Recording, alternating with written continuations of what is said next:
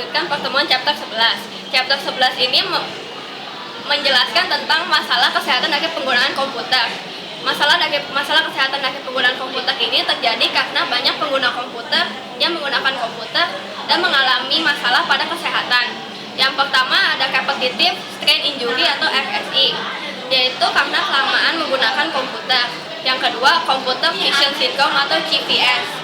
Kemungkinan terkena CVS ini apabila mengalami sakit, lelah, gatal, mata kering, penglihatan kabuk atau ganda, dan jarak penglihatan kabuk setelah lama melihat monitor. Kemudian berikut adalah teknik untuk mengurangi kelelahan mata. Yang pertama, setiap 10-15 detik biarkan mata Anda beristirahat, seperti memutar kedua bola mata. Yang kedua, gunakan font yang besar. Yang ketiga, jika menggunakan kacamata, tanyakan terlebih dahulu kepada dokter. Terus yang keempat adalah sesuaikan penekangan. Kemudian ada yang namanya ilmu ergonomi. Ilmu ergonomi adalah ilmu terapan yang ditunjukkan untuk menggabungkan kenyamanan, efisiensi, dan keamanan secara ke dalam desain item di tempat kerja.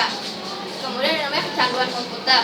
Kecanduan komputer terjadi karena ketika seseorang menghabiskan waktunya untuk bermain komputer.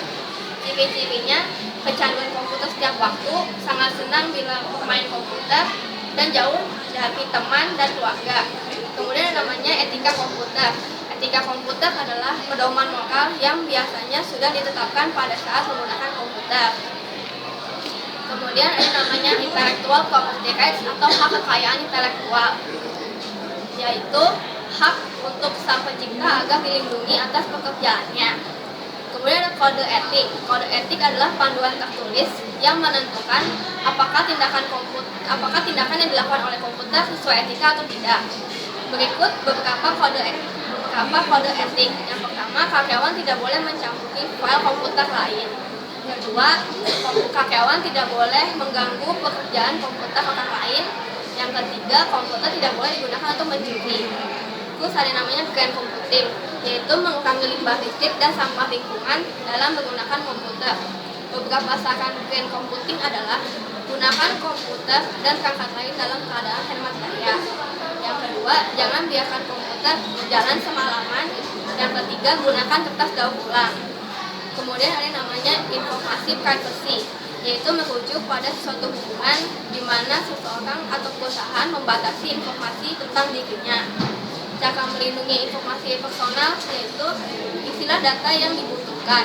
Yang kedua, jangan mencetak atau menuliskan nomor telepon atau jaminan sosial pada kwitansi.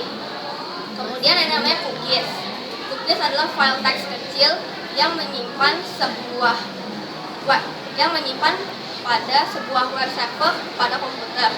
Tujuan dari cookies adalah melakukan personalisasi, menyimpan password, menyimpan belanja online, melacak beberapa sering kita menuju situs, dan target iklan.